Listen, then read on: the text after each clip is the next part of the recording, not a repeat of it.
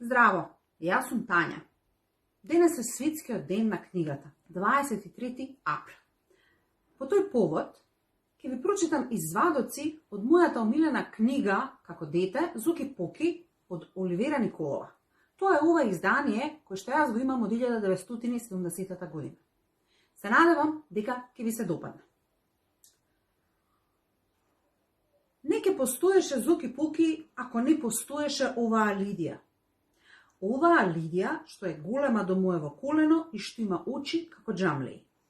Не ќе постоеше Зуки Поки, но ќе постоеше едно дете со едно обично име Зоран. Кога прв пат се сретнаа, Лидија му рече: "Како те викаат?" А тој рече: "Зоран."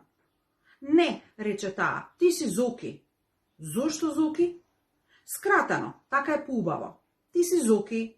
Зоки Поки. Ако?"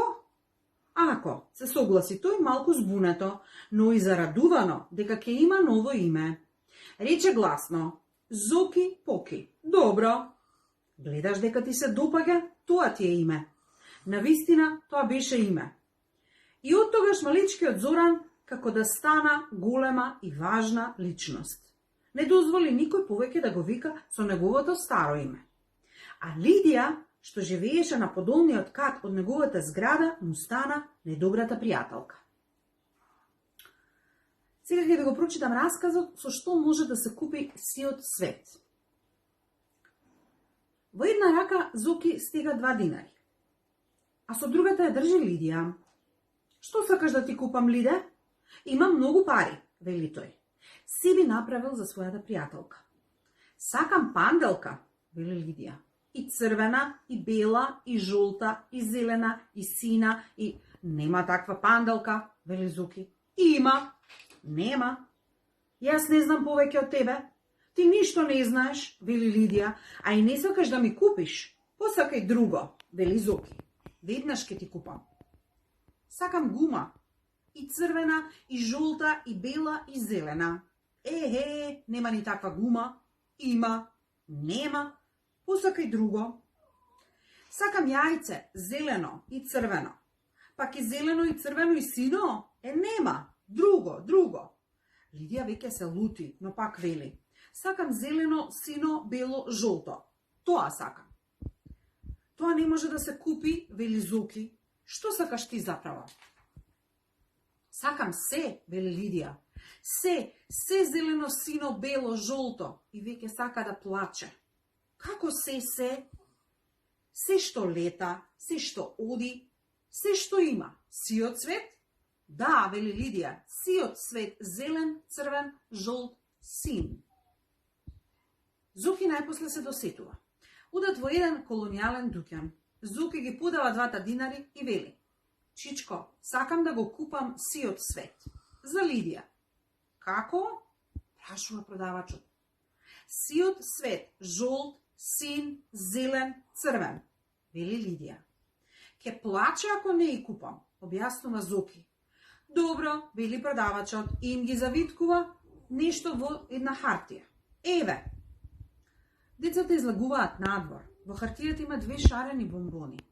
Лидија ни малку не е изненадена. Веднаш го грабнува едното бомбонче и го става во уста. Другото го зема Зоки. Децата сега шлапкаат со устите, лижејќи ги бомбончињата.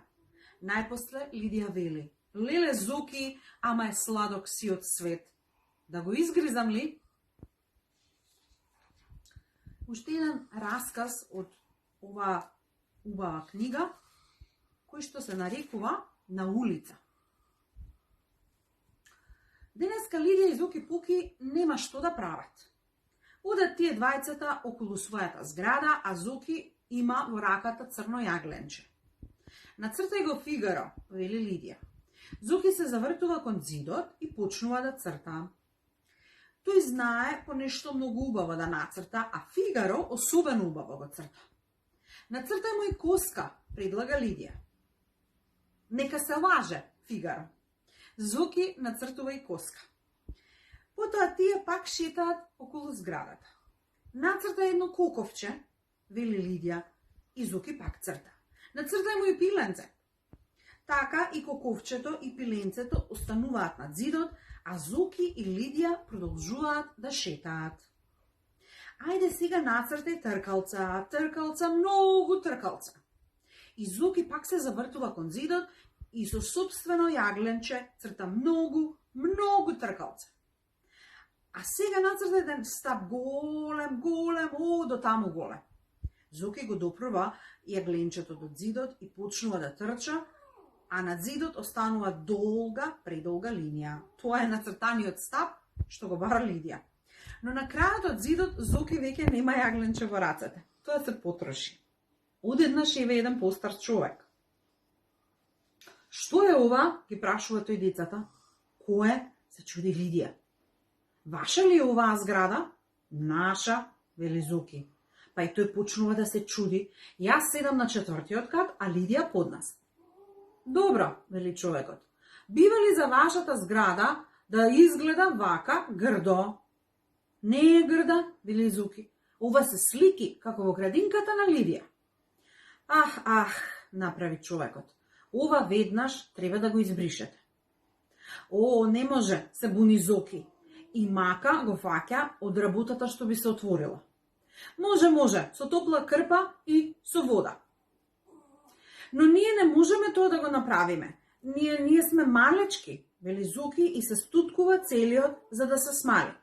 Добро, тогаш ќе ви ги исцргам ушите за да пораснете.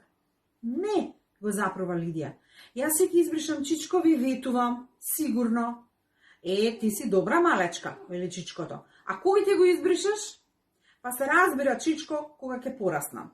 Не грижите се, нели ви дадов чесен збор.